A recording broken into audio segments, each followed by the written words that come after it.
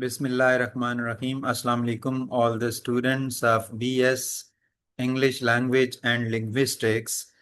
As I promised you people that our next lecture will be on the first unit of capstone project of BS English. So we are going to discuss chapter 1 of that project, what you have to include, what you have to write in this chapter, how you have to write this chapter. We are going to discuss in detail, and I will instruct and I will advise all the students that they follow the pattern which I am telling them, and after that create their own research project. Don't copy, don't uh, get material from ready-made sources.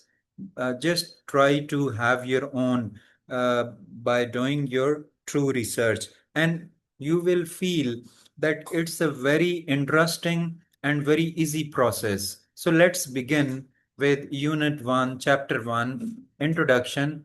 यहाँ से research start होती है। तो पिछले lecture में हमने वो preliminary pages हमने सारे डिस्कस किए थे जो आपने अपने प्रोजेक्ट के साथ इससे पहले लगाने हैं। तो हम स्टार्ट करते हैं जी। बैकग्राउंड ऑफ द स्टडी, ये 1.1 है, पहला पॉइंट है जो आपने लिखना होता है।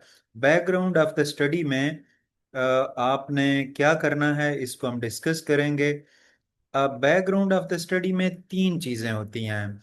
फर्स्ट जो होती है, आपने टॉपिक से जो रेलेवेंट इंफॉर्मेशन होती है, जो बैकग्राउंड इंफॉर्मेशन होती है, उसको लिखना होता है। टॉपिक को आपने रिसर्च टॉपिक को इंट्रोड्यूस करवाना होता है रीडर के लिए। और जो बेसिक इंफॉर्मेशन होती है जो स्टडी के लिए जरूरी होती है वो आपने बैकग्राउंड में लिखनी है। और साथ ये भी बताना है कि why this topic is important, what is happening about the topic today, and why more research is needed.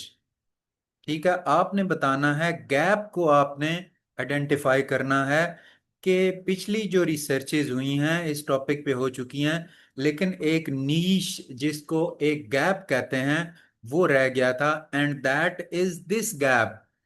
ठीक है, और आपकी जो स्टडी है, जो आप स्टडी करने जा रहे हैं, ठीक है, आप रिसर्च करने जा रहे हैं, वो इस गैप को फुलफिल करेगी।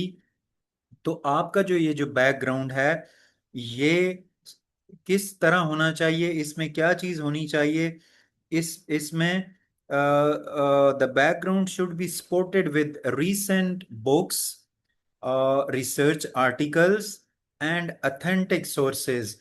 इसमें ये सारी चीजें जो है आपकी होनी चाहिए बैकग्राउंड ऑफ द स्टडी में। नेक्स्ट हम आएंगे स्टेटमेंट ऑफ द प्रॉब्लम पे। अब स्टेटमेंट ऑफ द प्रॉब्लम हम देखते हैं, लेकिन इससे पहले बैकग्राउंड ऑफ द स्टडी में मैं दो तीन चीजें और आपको बताऊंगा कि आपने जनरल इंफॉर्मेशन से बैकग्राउंड को स्टार्ट करना है। यानी आपने पहले उसको एक जर्नल डिस्कशन करनी है, फिर आपने स्पेसिफिक अपने टॉपिक की तरफ जाना है, और उसके बाद आपने रीसेंट रेफरेंसेस लिखने हैं अपनी डिस्कशन को सपोर्ट करने के लिए। ये सब कुछ आप बैकग्राउंड ऑफ द स्टडी में लिखेंगे। ठीक है, इसके बाद जो है स्टेटमेंट ऑफ द प्रॉब्लम है। स्टेट ऑफ द प्रॉब्लम में जो तीन चीजें आपने मेन जो है वो देखनी है। एक तो आपने देखना है कि आपका जो प्रॉब्लम है वो क्या है। ठीक है, आपने जो प्रॉब्लम देखा है, आपने आइडेंटिफाई किया है, बेशक आपने लिटरेचर रिव्यू से देखा है या आपकी पर्सनल ऑब्जर्वेशन है, जो प्रॉब्लम है आपका, ठीक है, जो मेन इशू है, ठीक है, जिस पे आप रिसर्च करना चाहते हैं, उसको आप क्लियरली डिस्क्राइब करेंगे।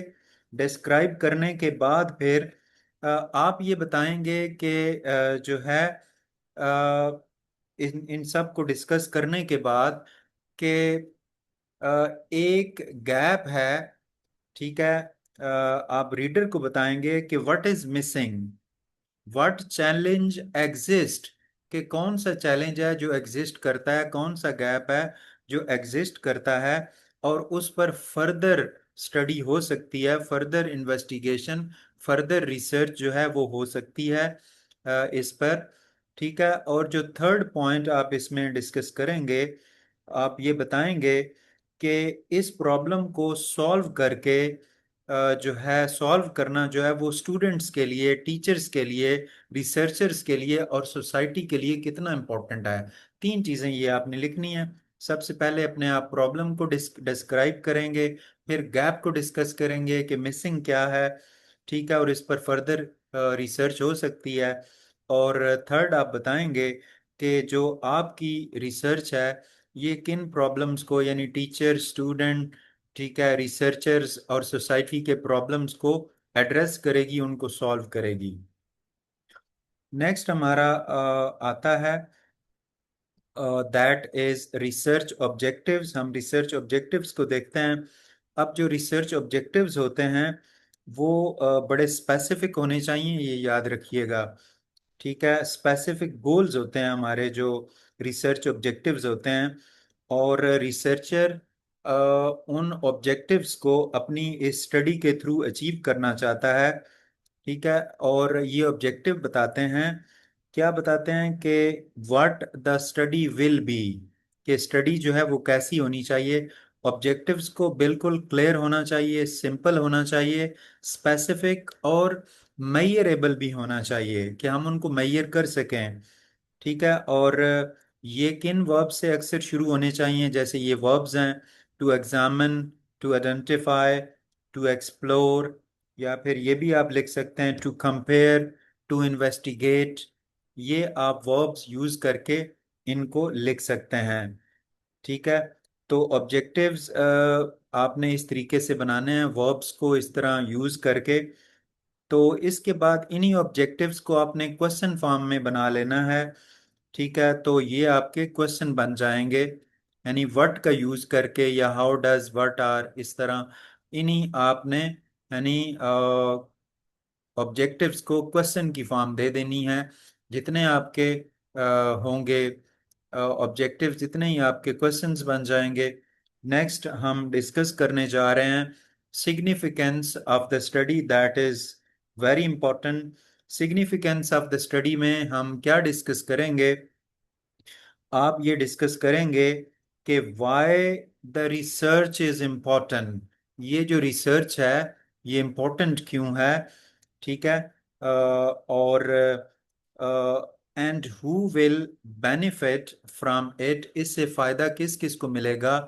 ठीक है, और वो teachers, researchers, institutions, policy makers, stakeholders हो सकते हैं। ठीक है, उन सब को फायदा पहुंचेगा, और ये कि it tells the reader the value of the study, कि स्टडी की वैल्यू क्या है। और दूसरा जो है ये बताएगी कि जो रिसर्च की जो फाइंडिंग्स हैं, यानी ये सारी इसकी इंपॉर्टेंस, सिग्निफिकेंस है कि जो रिसर्च की जो फाइंडिंग्स हैं वो student, teacher, researcher, policy makers और जो स्टेक होल्डर्स हैं उन सब को क्या करेंगी, हेल्प आउट करेंगी।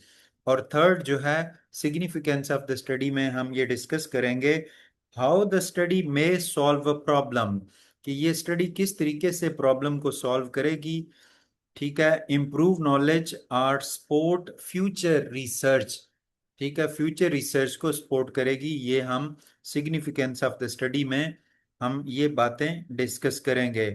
इसके बाद हमारा है scope of the study. Scope of the study जो है वो डिफाइन करता है, बाउंड्रीज को डिफाइन करता है।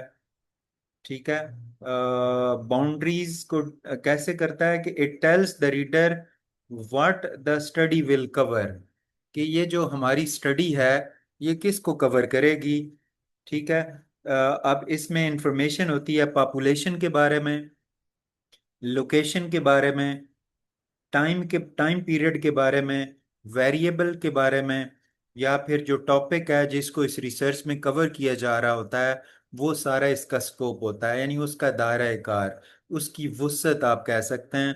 इसमें हम ये डिस्कस करते हैं उसकी लिमिट्स और बाउंड्रीज को डिस्कस किया जाता है कि what the study will cover, किस ये स्टडी किस किस को कवर करेगी, और population, location, time period, variables, और जो टॉपिक है इस रिसर्च को कवर वो उसको हम डिस्कस करते हैं।